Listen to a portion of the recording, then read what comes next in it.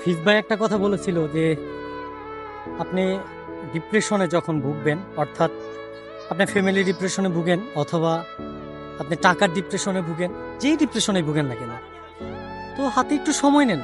একদিন, 2 দিন অথবা 2-1 ঘন্টার জন্য সময় নেন। আপনার কাছে অনেক জায়গা আছে যেখানে ঘুরলে আপনার মনটা ফ্রেশ হয়ে যাবে। তো ফিজ ভাইয়ের সেই কথা থেকে আমি বুঝতে পারলাম যে সত্যি আপনার যখন মন খারাপ থাকবে তখন আপনি 1 ঘন্টা 2 ঘন্টার জন্য সময় নিয়ে বের হয়ে যান। আর আপনি যখন বের হয়ে যাওয়ার পর এরকম দৃশ্য, এরকম সুন্দর প্রাকৃতিক দৃশ্য যা বাংলাদেশেই ভাই সম্ভব, বাংলাদেশ ভাই সোনার খনি ভাই, এই দেশে ভাই এরকম দৃশ্য যখন আপনি দেখবেন, এরকম পাহাড় পর্বত নদী নালা কি নেই ভাই।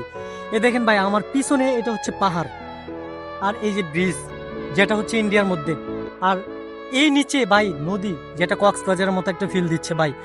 এরকম ভাই আপনি হাতে একটু সময় নিয়ে বের হয়ে যান, মনটা ফ্রেশ হবে ভাই। অর্থ সম্পদ সবার আছে ভাই, এই অর্থ সম্পদ নিয়ে আপনি ভাই কবরে যাবেন না। তো ফিজ ভাই সেই কথা থেকে আমি আজকে আমার নিজের মনের মধ্যে একটা কষ্ট ছিল, যার কারণে আমি আমার ফ্রেন্ড সার্কেল নিয়ে একটা ট্যুরে বের হয়ে গেলাম। আর হাতে 3 ঘন্টা সময় নিচ্ছি, মাত্র 3 ঘন্টা সময় নিয়ে আজ এখানে আসছি। আর আসার পরে ভাই কি বলবো ভাই, বাংলাদেশ ভাই সোনার খনি ভাই, এই দেশে ভাই যারা বসবাস করে তারাই জানে ভাই এই দেশটা কেমন ভাই।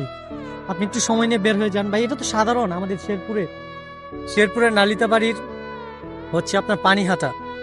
আর এখানেই যদি ভাই এত সুন্দর হয় ভাই, কি নাই বাংলাদেশ। আপনি কক্সবাজার যান, সেখানে তো বলার বাইরে ভাই। চট্টগ্রাম যান, খাগড়াছড়ি যান, বান্দরবন যান, সিলেট যান, আমাদের কি বলবো ভাই, বাংলাদেশ সম্পর্কে ভাই বলার কিছু নেই ভাই।